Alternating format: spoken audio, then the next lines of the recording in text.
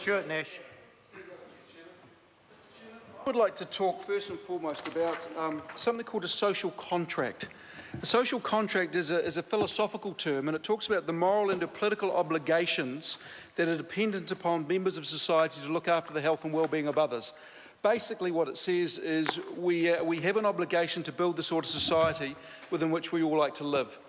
And this is where I think every single landlord understands the social contract, and if they don't, we legislate to make sure that they abide by the moral and social obligations that society has put on them. And I would agree with Mr Farfoy and other speakers, this does not go far enough in this.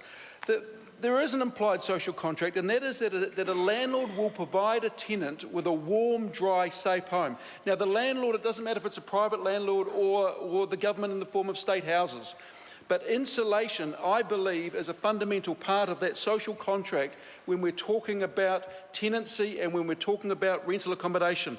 Because if we talk about the sort of society we want to create, Mr Speaker, and this is related to Section 38 with regard to insulation, if we talk about the sort of society we want to create, I think that most of us find, for example, rheumatic fever, which is a disease of poverty, to be abhorrent. And when we think that the cost to society of a child diagnosed with rheumatic fever from when they are diagnosed to when they die, about 50 years later, the cost of the health system is about $1 million per person. It is extremely high. So I think that we have to enforce this obligation of landlords to provide tenants the sort of warm, dry house that the landlord, him or herself, would be prepared to live in themselves or put their own children in. Mr Speaker, I am a landlord myself. Last winter I installed 4 heat pumps in a block of apartments, and I can tell you that I did not change the rent 1 cent. And the reason for that is I reject the Minister's argument that if we impose a cost on a landlord, then that will only translate into higher rents. Because what determines the rent is in fact the market.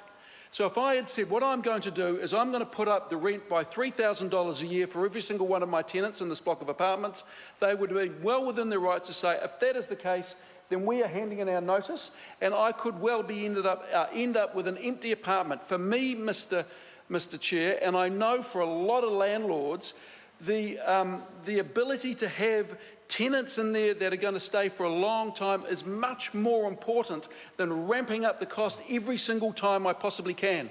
I have not increased the rent at all, and yet I've installed 4 heat pumps. That is because that is how the market works.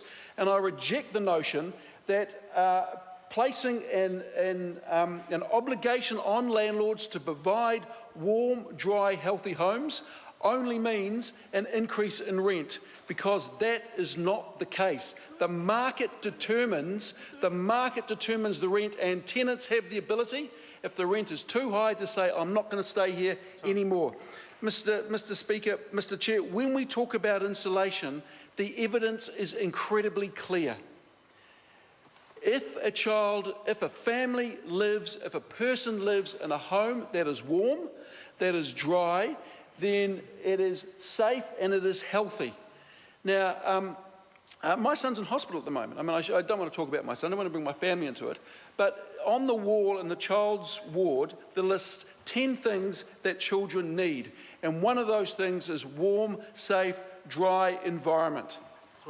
What children do not need, Mr Speaker, Mr Chair, is to live in homes that do not provide them with the sort of security that they require to be the best they possibly can be. And I just think it is inherently unfair not to require landlords to provide that sort of house. Not to do that is manifestly wrong, and I think it breaches the implied social contract between society, between Parliament, between the government, and between those who rent a house for whatever reason. And let's be honest about this. We've talked about the housing crisis in a number of ways, and I would like to acknowledge that as someone who lives in Napier, the housing crisis is not simply an Auckland issue at all. There are 130 people on the waiting list in Napier. This is a crisis that goes across the country, and I want that to be known, because this is often assumed to be simply an Auckland crisis. It is not. But we must provide tenants with warm, dry homes. Mr. Chair, it's a pleasure to rise and to take this call. Mr.